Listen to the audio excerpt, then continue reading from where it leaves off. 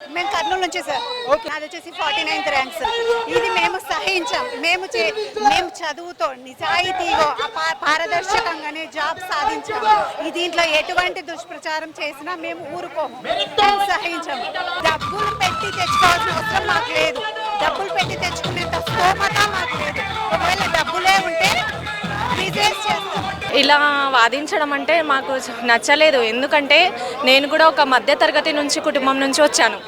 I'm OC, post రాదన్నారు, 106 నా rank.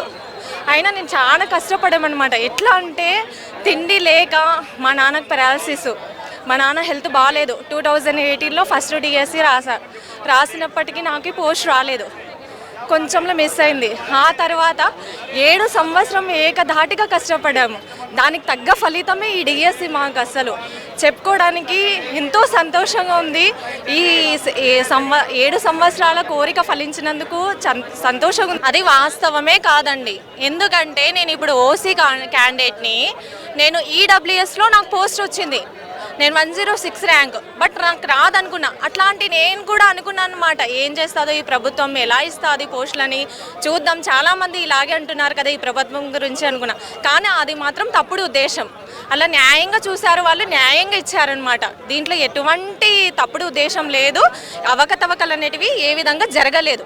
అసలు ఆ విధంగా జరగలేదు. అంటే వీళ్ళకి ప్రస్తుతం ఉన్న వాళ్ళకు హారిజెంటల్ ప్రాసెస్, వర్టికల్ ప్రాసెస్ అనేది అర్థం కావడం లేదు.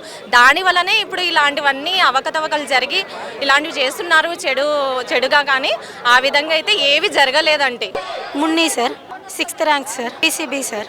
అలా ఏం రాలేదు సార్, అందరికీ అర్హత ఉన్న వాళ్ళకే ఇచ్చినారు సార్. అవకతవకలు అయితే ఏం జరగలేదు సార్. అట్లా చాలా కష్టపడ్డాం సార్. దాదాపు 6 years వెయిట్ చేసినాం సార్, ఎప్పుడు వదులుతారా డిఎస్ అనే ఉద్దేశంతో. లాస్ట్ గవర్నమెంట్ అయితే అసలు డిఎస్ వదులుతా అని చెప్పి 5 years అసలు వదలలేదు సార్. చంద్రబాబు నాయుడు గారు వచ్చిన మొదటి సంతకంతోనే మాకు డిఎస్ వదులుతున్నారు సార్. దానికి చాలా సంతోషం సార్. కానీ ఇప్పుడు దీని మీద ఊరికే లేనిపోని అన్ని అపోహలు సృష్టిస్తున్నారు సార్. అలా ఏం లేదు సార్. కానీ అవన్నీ తప్పుడు ప్రచారాలు సార్. మా బంధువులు వాళ్ళందరూ తెలుసు కదా సార్, మేము కష్టపడినది అన్ని చూస్తున్నారు కదా సార్ వాళ్ళు.